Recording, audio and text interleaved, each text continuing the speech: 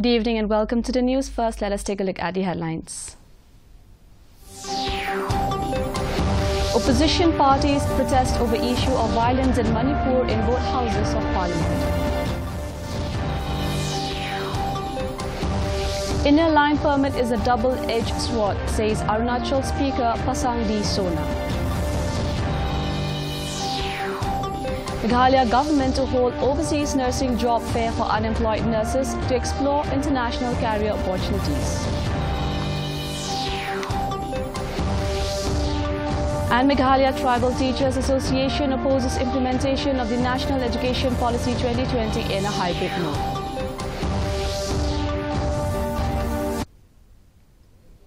The news in detail. Both the houses of the parliament witnessed uproar following opposition parties' protests over the issue of violence in Manipur. When the Lok Sabha met for the day, opposition parties including Congress, DMK, TMC and others trooped into the well, raising slogans against the government. They were demanding Prime Minister Narendra Modi's statement over the issue. The Rajya Sabha also witnessed similar scenes. When the House reassembled after first adjournment at 12 noon, opposition parties including Congress, TMC, DMK, RJD, Aam Aadmi Party and others started sloganeering over the Manipur issue.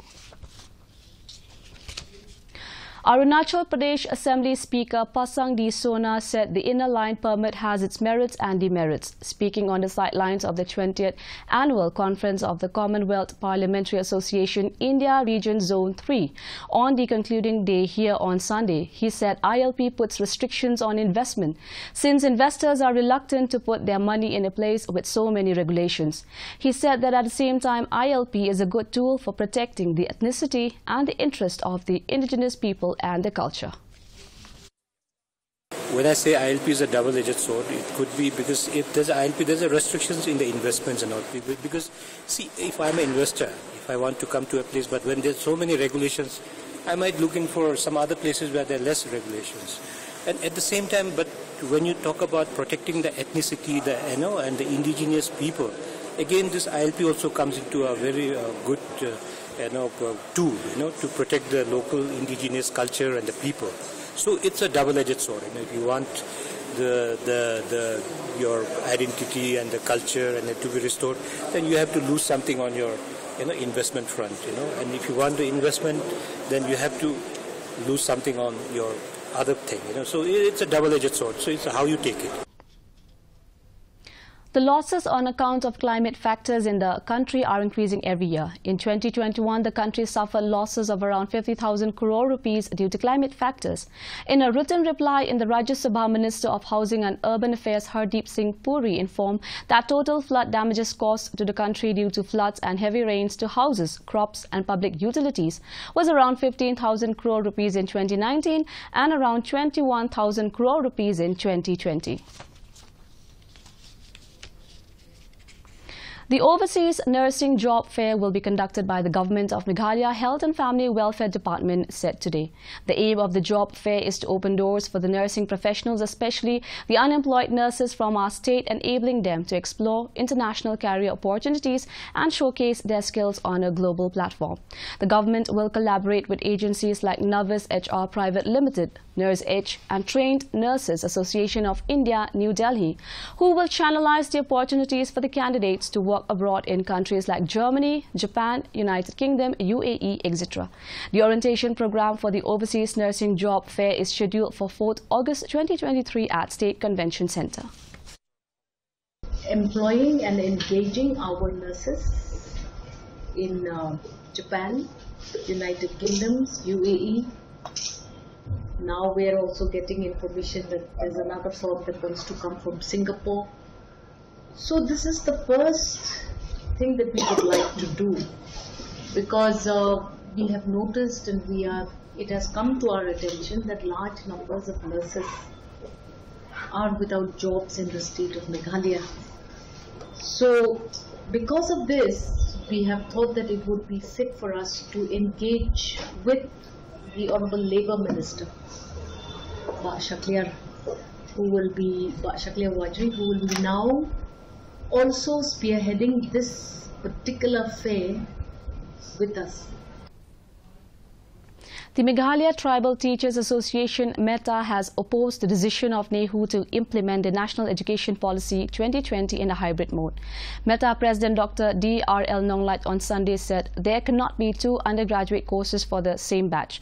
According to him, this move of the university will create disparity among the students, since some of them will be doing the 4-year undergraduate courses as per the NEP 2020, while others will still be doing the 3-year undergraduate courses. Meanwhile, Dr. Nonglait said that there was no decision by the Academic Council of NEHU to go ahead with the implementation of the NEP 2020.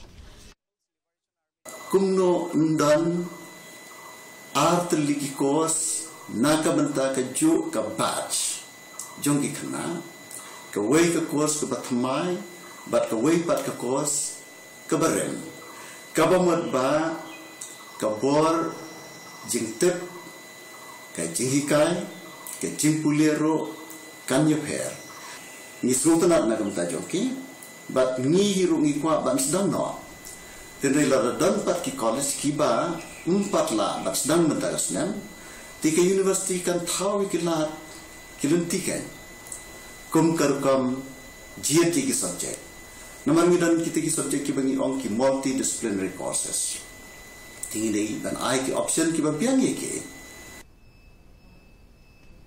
Drawing the curtains on the 20th Annual Conference of the Commonwealth Parliamentary Association India Region Zone 3, a cultural evening entitled Echoes from the Hills of Meghalaya was held at Raj Bhavan, Shillong. The event was graced by the Governor of Meghalaya, Phagu Chauhan, speakers and deputy speakers from all the northeastern states.